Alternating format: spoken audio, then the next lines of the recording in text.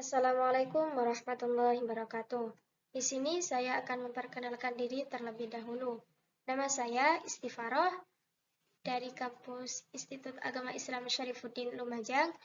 Saya dari Prodi PAI semester 3 kelas 3C. Di sini saya akan menjelaskan tugas dari dosen Dr.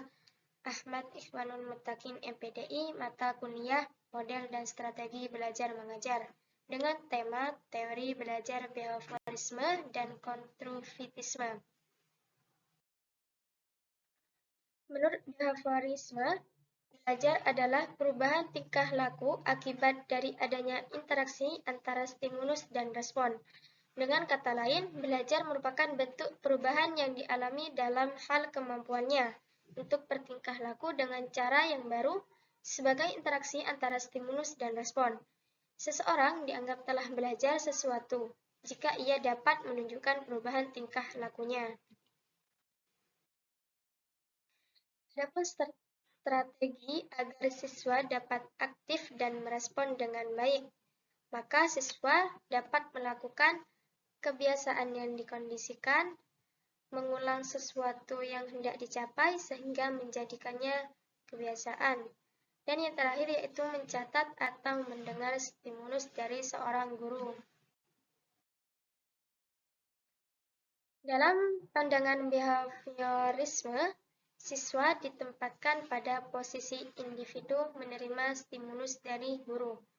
Sedangkan guru diposisikan sebagai individu yang aktif. Maka dari itu, peran guru dalam teori behaviorisme ini yaitu yang pertama, menemukan kunci agar siswa bisa ikut aktif dalam pembelajaran. Yang kedua, menyampaikan berbagai stimulus. Yang ketiga, membuat serta melaksanakan sebuah bimbingan agar menjadi kebiasaan kepada siswa. Dan yang terakhir yaitu mencontohkan hal-hal yang baik kepada siswa. Beberapa kelebihan bahwa metode behavioristik ini sangat cocok untuk memperoleh kemampuan yang membutuhkan praktek dan pembiasaan yang mengandung unsur-unsur sebagai kecepatan dalam proses belajar mengajar. Contohnya, percakapan bahasa asing, menggunakan komputer, berenang, olahraga, dan sebagainya. Beberapa kelebihan bahwa metode ini juga cocok untuk seorang guru.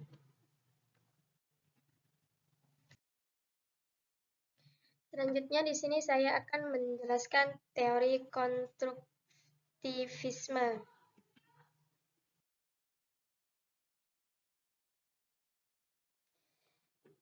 Selanjutnya yaitu pandangan konstruktivisme dalam pembelajaran mengatakan bahwa anak-anak diberi kesempatan agar menggunakan strateginya sendiri dalam belajar secara sadar. Sedangkan guru yang membimbing siswa ke tingkat pengetahuan yang lebih tinggi. Dengan demikian, ada dua hal yang menjadi esensi dari pandangan konstruktivisme dalam aktivitas pembelajaran. Yang pertama yaitu, belajar lebih diartikan sebagai proses aktif membangun daripada sekedar memperoleh pengetahuan. Yang kedua yaitu, pembelajaran merupakan proses mendukung pembangunan pengetahuan daripada hanya sekedar mengkomunikasikan pengetahuan. Adapun prinsip-prinsip konstruktivisme yang dapat diambil yaitu yang pertama, pengetahuan dibangun oleh siswa sendiri.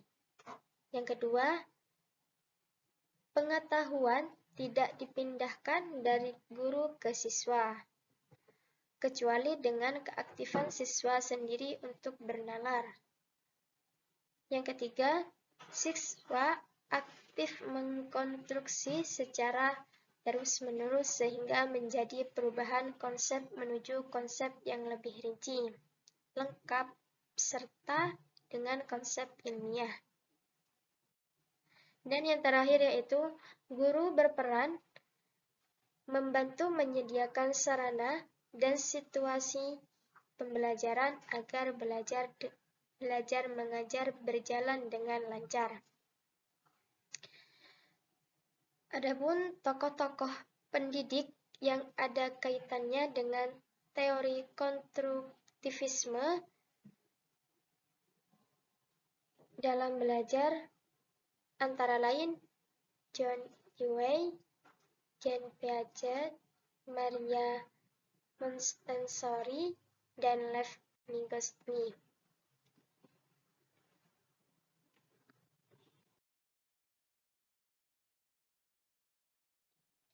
Nah, selanjutnya pengimplementasi pendekatan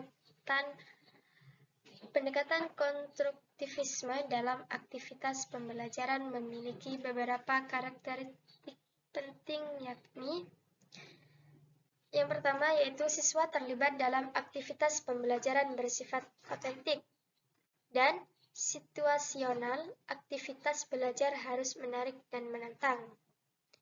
Yang kedua, siswa harus dapat mengaitkan informasi baru dengan informasi yang telah dimiliki sebelumnya dengan sebuah proses yang disebut bridging.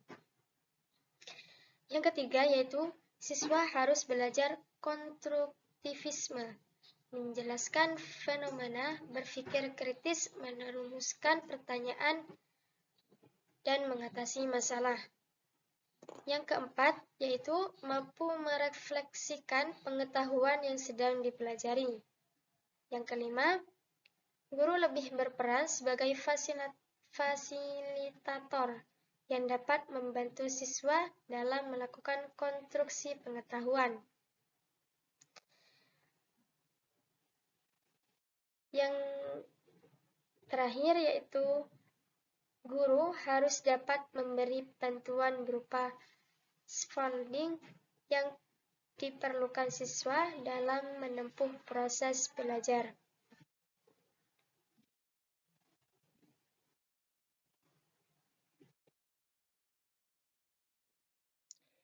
Cukup sekian dan terima kasih, kurang lebihnya mohon maaf. Assalamualaikum warahmatullahi wabarakatuh.